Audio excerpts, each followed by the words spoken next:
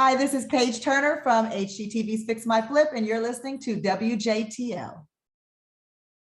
Paige, I am so grateful to get to talk to you today. I am here, and I'm just so blessed to be here. Thank you for having me. Let's talk about Fix My Flip.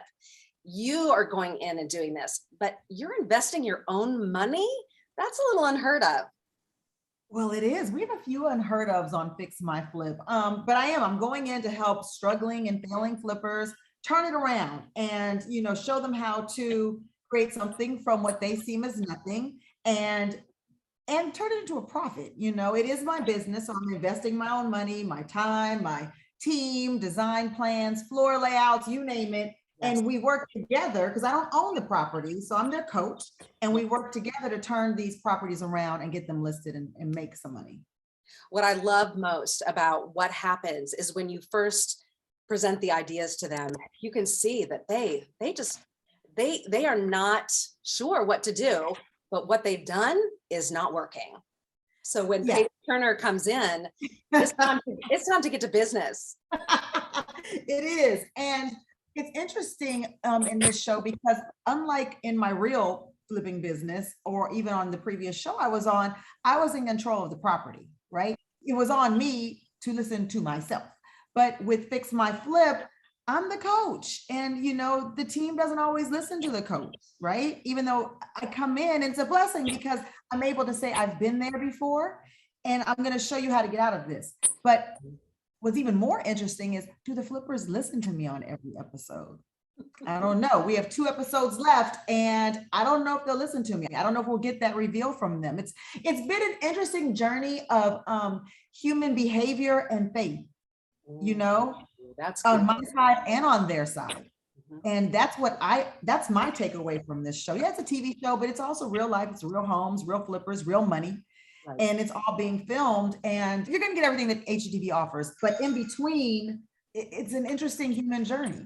Yes. It's a first-time concept show like this. So there's never been a show on the network or anywhere else where you get the great flip and you get the negotiation, which is nail biting. You get the cliffhangers. You really get to see the pitfalls of flipping and what to watch out for. That's not even talking about the house or what's under the ground or what's on the wall.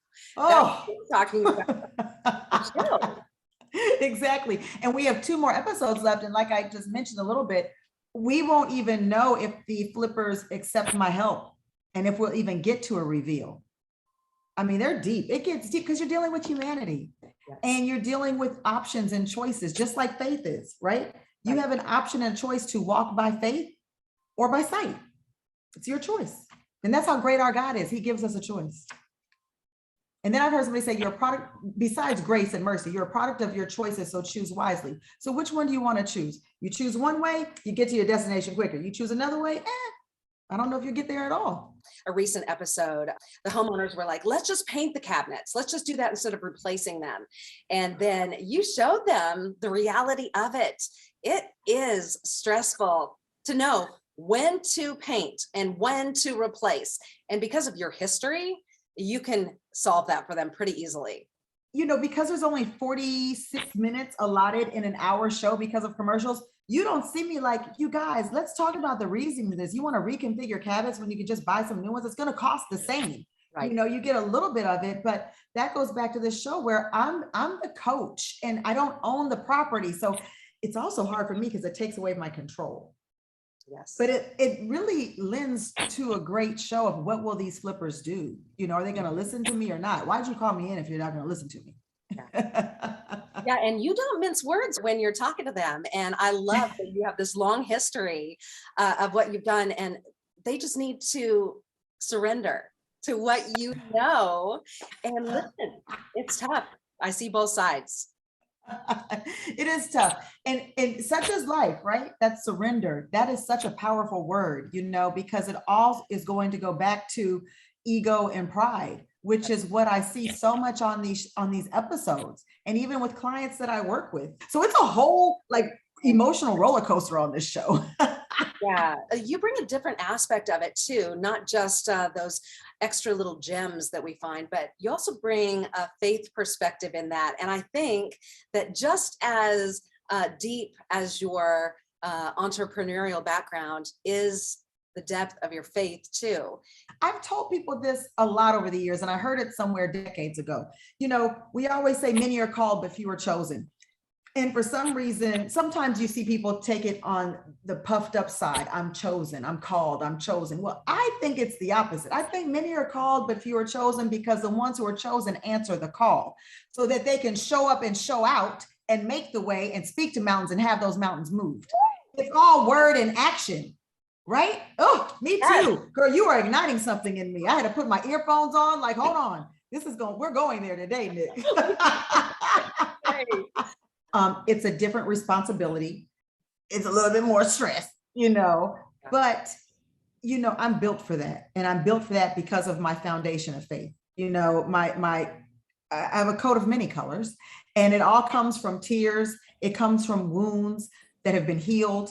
It comes from, really, really connecting with Father God, Holy Spirit. I mean, it's constant. I know sometimes it's like, Paige, but because he never takes a day off, he's always there to bring me in. It's me really saying, God, it's me again. But he's like, here, come. And, let's rest you. You walked through some stuff. And this is why,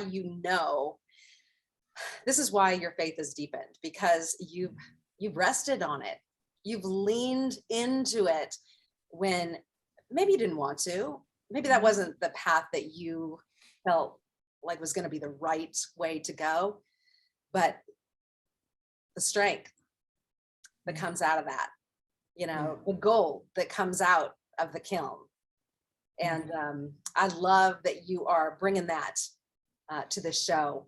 And it looks good too. You got camera crew, you got film, you got, you're like, make sure you shoot the house from this angle. Make sure you get this. How is that for you, working with that kind of a team? It's been brilliant, because with the first show, I was in front of the camera only. And now as co-creator, executive producer, and host, I get to see all of the facets.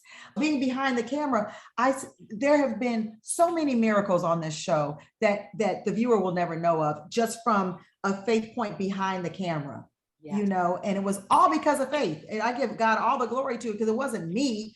It was just him using me as a vessel to get a lot done. What is this birthing in you? Well, I've been a real estate broker for 20 years. I am in love with executive producing. I'm in love with creating shows with substance and meaning, and getting those shows shopped and pitching and green lighting. I'm in love with that, and so I do love this show. I think it's a great show. It's a different show.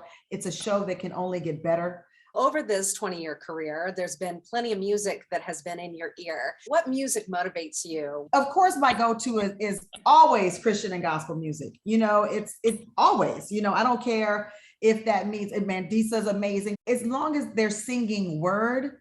Yeah. But when you start singing word, that's a whole new level, and that's what I look for, because that means that as I'm humming it throughout the day, I'm repeating word and I'm not even realizing it. CeCe Winans won Grammy Awards for Believe for It. She's singing about believing for it. Absolutely. And my 6-year-old niece will stand here and sing that song, and sing, 6 years old, and she knows every word. And that's how I raised my kids, That's it. Now, sometimes though, I have to be honest, sometimes if I'm in an emotional morning, I'm like, okay, if I turn on some scriptural music, I'm going to go into a straight cry, and I have my makeup on. So I'm going to come back to that, Lord, because it gets so overwhelming of gratefulness and thankfulness, Yeah. Yeah. So. Man, you have definitely lived a life, and I'm so grateful that you're getting to share it on television, that you're getting to share it with people, with humanity, giving them hope with every interaction that you have with these people, whether they listen to you or whether they don't. Thank you, Nick. Anything that I do, I always pray first, and I always ask God to use me. And I always ask God for people to see the God in me, because I'm never going to walk in somewhere and be high and mighty. I walk in humility. Whether on TV or off TV, that's who I am by nature. That's who, I've allowed God to make me be. And, but it is very stressful. Take us to Rock the Block. Oh. How stressful was judging? Very. It's so bad. Like, it's like you're looking at the face of these little lost puppy dogs, like, choose me, choose me. Yeah. And you want to, because you see the brilliance in each design, because they wouldn't be there if they didn't have the Right. it factor, right? The Exactly. 4 top design teams, because everybody's so nice and you want everybody to win. That is tough. So yeah, it was tough. Well, we look forward to watching these final 2 episodes of your show. And again, if they've missed any episodes, they can go back on Discovery Plus and they can do a little binge watch there.